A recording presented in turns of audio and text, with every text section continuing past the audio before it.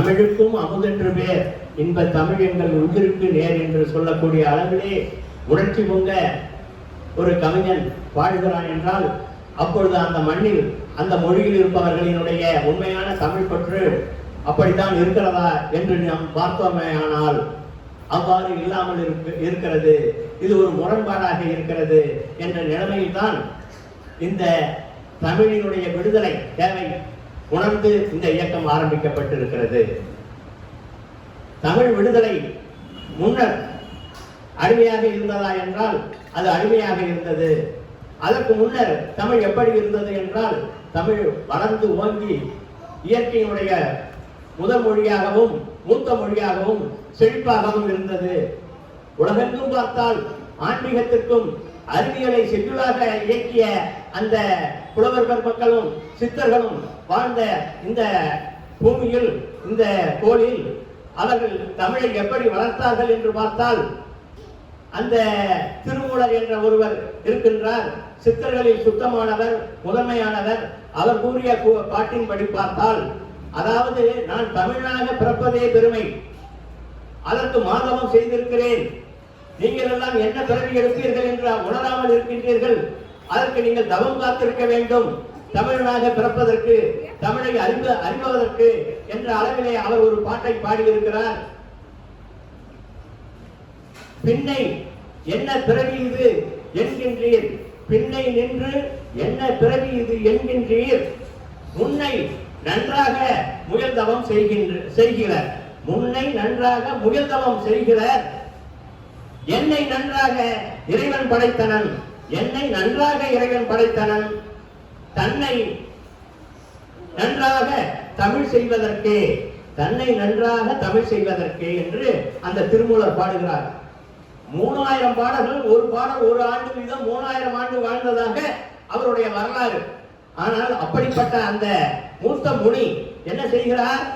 தமிழை நன்றாக செய்வதற்காக தான் என்னை இறைவன் படைத்திருக்கிறான், நான் இந்த பிறவியின் பயனை பெற்றிருக்கிறேன், நீங்களும் அப்படிப்பட்ட பிறவியின் பயனை படைவதற்கு தவம் இருக்க வேண்டும் என்று தமிழினுடைய பெருமையையும் தமிழினுடைய பெருமையையும் எடுத்து சொல்கின்ற ஒரு சித்தரை, அவர்கள் அந்த தமிழ் மீது வைத்த அந்த பற்றை நாம் எண்ணி பார்க்க வேண்டும்.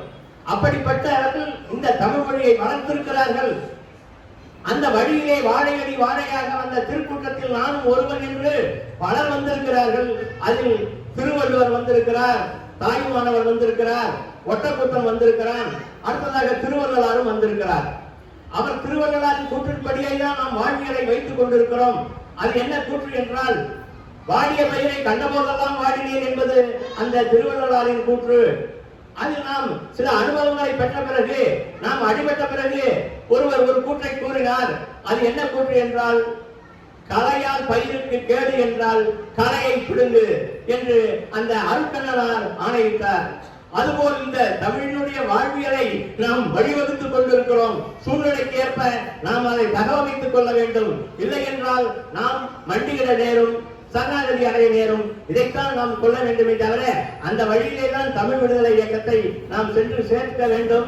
அதனுடைய வழியாக வந்தவர்கள் பலர், தமிழை வளர்த்தவர்கள் நிறைய. என்ன நாயன்மார்கள் 63 பேர், ஆழ்வார்கள் 12 பேர், சேர சோழ பாண்டியர்கள், அந்த 10 பாட்டு 8 தொகை 11 கீழ்கணக்கு என்ற பல வகையான நிலைமைகளில் உள்ள புலவர்கள், அதே வகையில் பல வகையில் வளர்த்த அந்த தமிழுக்கு இன்றைய நிலைமை என்னவென்று இடையிடையே நாம் பார்த்தோமானால் தெரியும். ஒட்டக்கூத்தன் என்ற ஒரு புலவன் இருந்தான். இப்பொழுது நீங்கள் எல்லாம் கேள்விப்பட்டிருப்பீர்கள், தாயை பழித்தால் விட்டு விடுவேன், என் தமிழை பழித்தால் வெட்டி விடுவேன் என்று ஒரு வசனத்தை ஏகமாக நாம் சொல்லிக் கொண்டு வருவோம். அதற்கு மூல அந்த வசனம் மூலத்தில் பார்த்தால் அப்பொழுது ஒட்டக்கூத்தன் பாடி இருக்கிறான். ஒட்டக்கூத்தன் என்பவன் சாதாரண புலவன் அல்ல.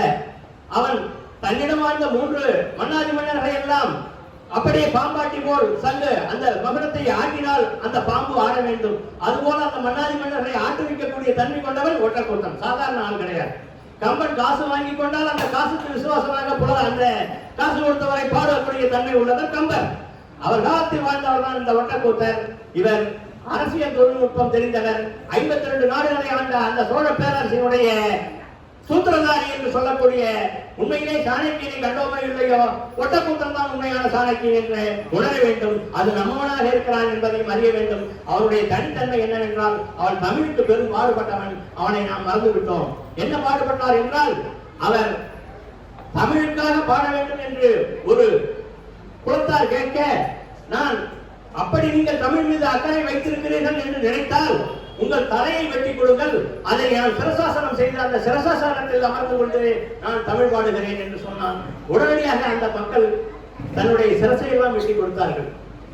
அந்த சிரசாசனத்தின் மீது அவன் பாடினான். பாடும்போது அந்த சரஸ்வதி கல்வியை பாடிய முதல் அறிவாளி அவன்தான்.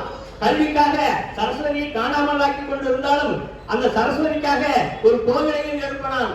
அப்படி பாடும்போது ஒரு பாட்டை பாடுகிறான்.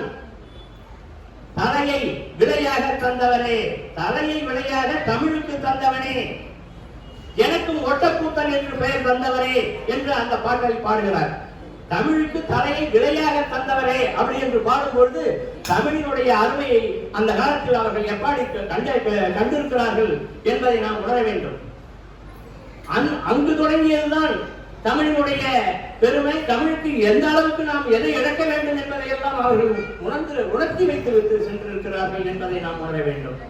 அதற்கு அடுத்ததாக வந்த வள்ளலார், திருவள்ளலா, அவர் பற்றுக பற்றறை விட்டு அருளும் அம்பல பற்றை பற்றுக, எல்லா பற்றையும் உள்ளதா அந்த சிற்றம்பலம் பொன்னம்பலம் என்று சொல்லக்கூடிய அம்பலத்தை மட்டுமே பற்று என்று சொல்லிய அந்த துறவி அவர் ராமலிங்கம் பரதேசி என்றுதான் சொல்லுவார்கள். அப்படிப்பட்ட பரதேசி அந்த துறவி என்ன சொல்கிறார், அதை முழுமையாக படிக்க வேண்டும். அவருடைய வசனத்திலேயே நான் படித்து விடுகிறேன்.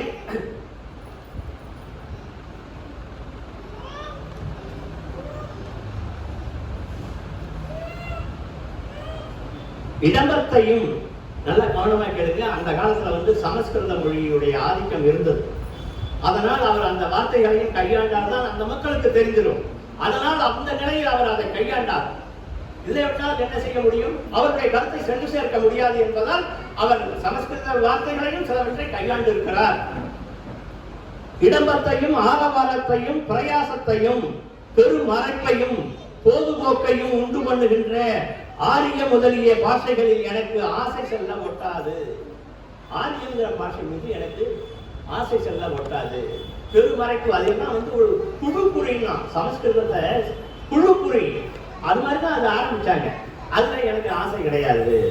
பயிலுதற்கும் அறிதற்கும் மிகவும் லேசுடையதாய், பாடுவதற்கும் துதித்தற்கும் மிகவும் இனிமை உடையதாய், சாகா கல்வியை லேசில் அறிவதாய், திருவருள் வளத்தால் கிடைத்த தென்மொழி ஒன்றினிடத்தே மனம் பற்ற செய்து இத்தென்மொழிகளால் பல்வகை தோத்திர பாட்டுகளை பாடுவித்து என்னை அருளினீர்.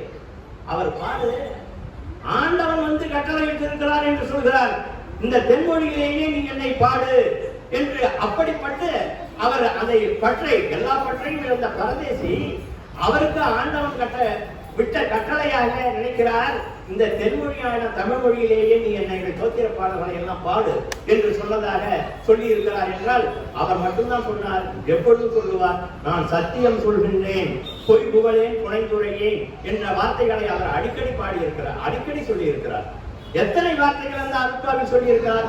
அப்படி ஒரு துறவி, அந்த தமிழ் மொழி போது மட்டுமே பற்று வைத்த துறவி, அதனுடைய அருமை தெரிந்த துறவி, அதோடு இல்லாமல் உலகெங்கும் இருக்கிற மொழிகளிலேயே அந்த மரணமில்லா பெருவாழ்வு பெறுவதற்கு சாகா கல்வியை லேசாக கொண்டதும் அதை அறிவதற்கும் ஏற்ற மொழியாக இந்த தமிழ் மொழியே இருக்கிறது என்ற அளவிலே அவர் மட்டும்தான் சொன்னார். ஒட்டக்கூத்தனும் சொல்லி இருக்கிறான். அந்த வெற்றி தலையை ஒட்டும் போது என்ன சொன்னானோ அதே கருத்தை தான் செத்தவரை எழுப்புகின்ற திகழ்த்தருணம் கண்டீர் என்ற வார்த்தையை அந்த அருட்பாவில் போடுகிறார். நீங்கள் உண்மையிலே இது நடக்கக்கூடியதா என்று எண்ணி பார்க்கலாம். நான் ஒன்றை கேட்கிறேன். நீங்கள் ராஜீவ்காந்தி எமர்ஜென்சி வார்டுக்கு சென்று பார்த்தால், ராஜீவ்காந்தி பொது மருத்துவமனை எமர்ஜென்சி வார்டுக்கு சென்று பார்த்தால் முதலில் எழுதி இருப்பார்கள் உயிர் மீட்பு அறை, உயிர் மீட்பு அறை. அப்ப உயிர் போன உயிரை மீட்க முடியுமானா மீட்க முடியும். அப்படிதான் அங்கே எழுதி கொடுத்திருக்கிறார்கள். அது அறிவியல் விஞ்ஞானிகள் தான் அந்த மருத்துவர்கள். அந்த மாதிரி கருத்தை முன்கூட்டியே இங்கே வைத்திருக்கிறார். இவர் ஒருவர் தான் சொன்னார், இறப்பு என்பது இயற்கை அல்ல, செயற்கை என்று சொல்லி இருக்கிறார். இப்பொழுதும் அதை அறிவியல் விஞ்ஞானிகள் ஒத்துக்கொண்டிருக்கிறார்கள். அந்த வரிசையில் நின்று காத்திருப்பார்கள். எல்லாத்தையும் விட்டுவிட்டு ஒரு தண்ணி பாட்டில் பற்றாக்குறை ஏற்பட்டு விட்டது, பின்னால் இருப்பவர்களுக்கு கிடைக்கும் என்றால் மட்டும்தான் அவர்கள் முன்னாடி இருப்பார்கள், வாங்குவார்கள். அது மட்டுமல்ல, அவர்கள் நம் மீது கேட்ட கேள்விகள் என்னவென்றால், இந்த தமிழ்நாட்டு மக்கள் காலிலே ஒரு 20 ரூபாய் செருப்பு போட மாட்டேன் என்கிறார்கள். ஆனால் 20,000 ரூபாய் செலவழித்து பட்டாடை வாங்குகிறார்கள். அந்த செருப்பு போடாததால் அந்த பாத வெடிப்பு, பித்த வெடிப்பு எல்லாம் வருகிறதே, ஏன் இந்த மக்கள் இப்படி இருக்கிறார்கள் என்று நம் மீது அவ்வளவு கரிசனம் கொண்டு கேள்வி கேட்கிறார்கள். அத்தோடு இல்லாமல், நீங்கள் தமிழ்நாட்டு மக்கள் கருப்பாக தான் இருக்க வேண்டும், கருப்பாக தான் இருக்கிறீர்கள், கருப்பு என்பது ஆரோக்கியத்தின் நிறம்தான், அதையே நீங்கள் அசிங்கமாக நினைக்கிறீர்கள், உங்களுக்கான கதாநாயகனாக கதாநாயகியாக உலா வருபவர்கள் எல்லாம், அந்த திரைத்துறையில் இருப்பவர்கள் எல்லாம் சிவப்பாக ஏன் தேர்ந்தெடுக்கிறீர்கள் என்று நம்மளை கேள்வி கேட்கிறார்கள்.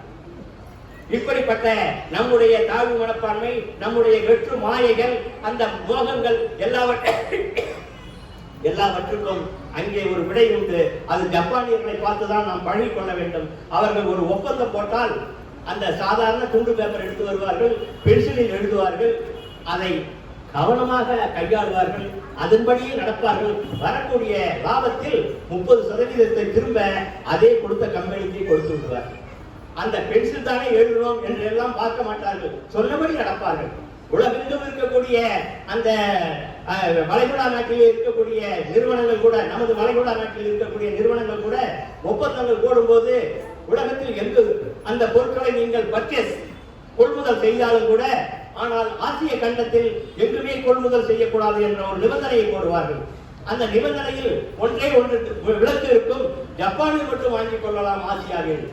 மற்ற பொருட்கள் எல்லாமே ஜப்பானை தவிர ஐரோப்பிய நாடாக இருக்க வேண்டும், அமெரிக்க நாடாக வேண்டும் என்றுதான் ஒப்பந்தம் போடுவார்கள். ஆனால் ஜப்பானுக்கு மட்டும்தான் விதிவிலக்கு. ஏனென்றால் அவர்கள் அந்த தொழிலே தெய்வம். ஏனென்றால் அங்கு மதம் கிடையாது, பெருத்தளவில் மதம் கிடையாது. அந்த மாதிரியான ஒரு ஒழுக்கமுள்ள மக்கள் அவர்களுடைய தாய்மொழி பற்றி ஐயா திருமாவளவன் அவர்கள் எடுத்து சொல்லுவார்கள். படி நான் தாய்மையோடு கேட்டுக்கொண்டு